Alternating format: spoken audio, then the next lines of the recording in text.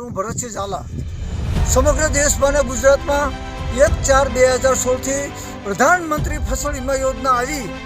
એ પ્રધાનમંત્રી ફસલ વીમા યોજના અંતર્ગત ખેડૂતોને રાજ્ય સરકારને અને કેન્દ્ર સરકારને દેશની 18 વીમા કંપનીઓ અને ગુજરાત રાજ્યની 6 વીમા કંપનીઓએ છેતરપિંડી કરી. મારું નામ ભરતસિંહ ઝાલા, સુરનગર જિલ્લાનો લીંબડી તાલુકો, મારું ખંભલાવ ગામ. આ મારું ખેતર છે. આવા મારા 4 ખેતરમાં 1/4/2016થી જે મેં પાક ધિરાણ લોન લીધી એમાંથી વીમા કંપનીએ મારું વીમાનું પ્રીમિયમ કાપ્યું. 16માં નુકસાન ગયું, 1 પણ પૈસાનું વળતર ન મળ્યું. 2017માં નુકસાન ગયું, 1 પૈસાનું વળતર ન મળ્યું. 18માં ગયું અને ત્યારબાદ મેં સુરેન્દ્રનગર કન્ઝ્યુમર કોર્ટમાં કેસ કર્યો. સુરેન્દ્રનગર કન્ઝ્યુમર કોર્ટે માત્ર નજીવી રકમ આપવાનો હુકમ કર્યો, તેમ છતાં વીમા કંપનીઓ મને પૈસા આપ્યા નથી. આવા ગુજરાતની અંદર 1000થી વધારે સુરેન્દ્રનગર ડિસ્ટ્રિક્ટ કન્ઝ્યુમર કોર્ટમાં કેસ ચાલે છે. ગુજરાત નામદાર હાઈકોર્ટે 20 સપ્ટેમ્બર 2020ના રોજ હુકમ કર્યો કે સરકાર અને વીમા કંપની સાથે મળીને સેટલમેન્ટ કરે.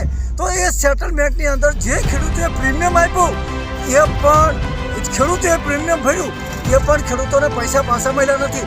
સાચા અથવા પ્રધાનમંત્રી ફસલ વીમા યોજના અંતર્ગત જો ખેડૂતને પાક નુકસાનીનું પૂરું વળતર મળે તો તમામ ગુજરાતના ખેડૂતોના પાક ધિરાણ લોન માફ થઈ જાય. એટલું વળતર લેવા ખેડૂત હકદાર છે. કારણ કે 1 લાખ રૂપિયા તમે ખેડૂતે લોન લીધી તો 5000 રૂપિયા ફરજિયાત પ્રીમિયમ કાઢવું છે. તો 1 લાખ રૂપિયા 5000ની સામે લાખ રૂપિયા વળતર આપવું પડે. તો જે 3 લાખ રૂપિયાની લોન હોય તો 3 લાખ રૂપિયા વળતર આપવું પડે.